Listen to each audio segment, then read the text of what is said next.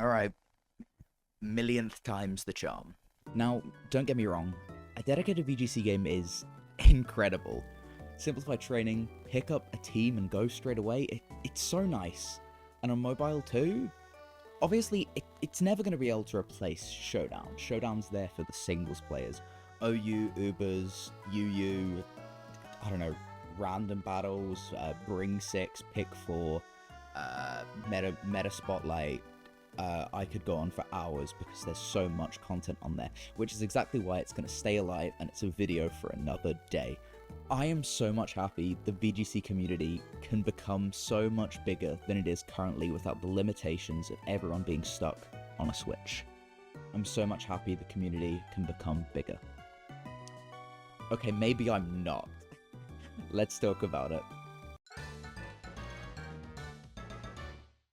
Pokemon as a competitive game is incredibly open, near limitless combinations to form a team, and unfortunately that might be the downfall for some players. Strong Pokemon, weak Pokemon. That is only the selfish perception of people. Truly skilled trainers should try and win with their favorites.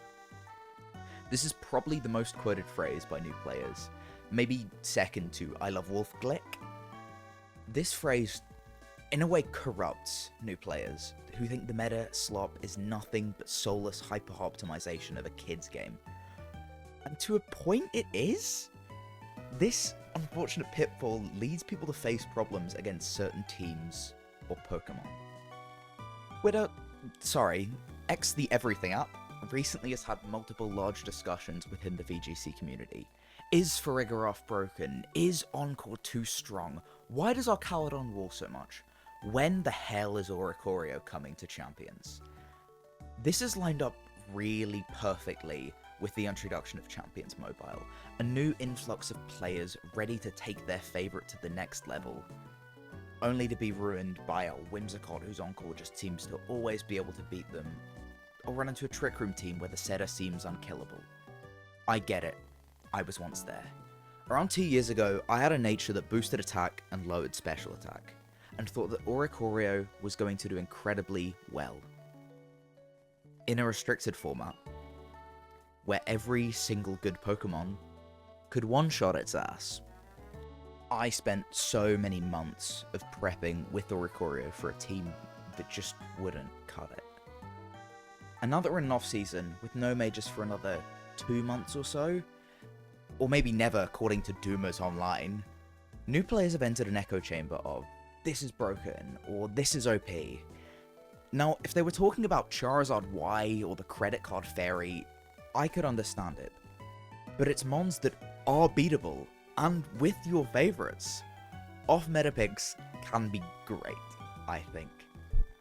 I'd not call it overly off-meta, but I've fallen in love with Mammospine recently, because it patches up the matchups that my team needed fixed. I'm not using it because it's my favourite. I'm using it because it works. I'm sorry, Simisear fans. It just isn't going to work unless you can pull off an insane player diff. Or maybe best of one surprise, I don't know. As someone who's loved using weird Pokemon at majors, I get it. But unfortunately, you need a strong reason to use them, not just that you like it. Sorry, I am not a good example of not using your favorite Pokemon. I love you, Orthworm. I love you, Oricorio. I'm going to get some flack. Oh, there's a fly. Bellend. I'm going to ignore it. I made a post recently comparing the champions ranks to those of other more standard rank systems. Let's take Overwatch, for example. I referred to Pokeball and Great Ball tier as bronze, a tutorial rank of sorts. My reasoning?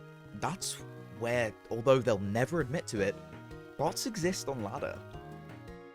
You will lose 1 or 2 games in Great Ball, and to keep you playing, the game will throw you a bot, someone that you can beat very easily, as long as you know what you're doing.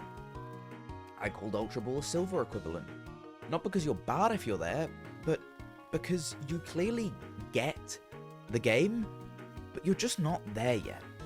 And Master Ball tier, despite being considered the second highest behind Champion tier, can barely scrape gold in places.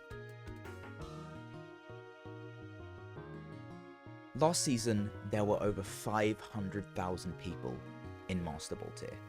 I don't want to say that Pokemon Champions is artificially making people think they're a higher rank than they are, but it's exactly what I'm going to say. Some people did not like this take. I was essentially called an elitist for this opinion by some, but those accounts who I recognized from being on VGC Twitter for a while seemed to back me up. I was told that because I've been playing so long, I was obviously going to call the low ranks lower ranks, but isn't that the point? I can understand if someone wants to call Pokeball to Ultra Ball Bronze through Gold, it'd be an equivalent, but I think it's disingenuous to call me, someone with less than 2 years under my belt as a VGC player, a professional. I consider myself barely above average at best. Professional is a little bit too far.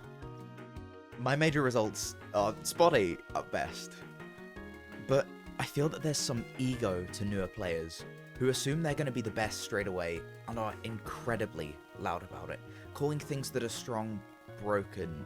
Put that chart here. And I'll admit, it's a vocal minority, but sometimes it can be so insufferable to exist in a community I genuinely care about and give opinions that I believe are fair and get called an elitist just because I don't agree with someone who thinks that they can make Emboar meta-defining.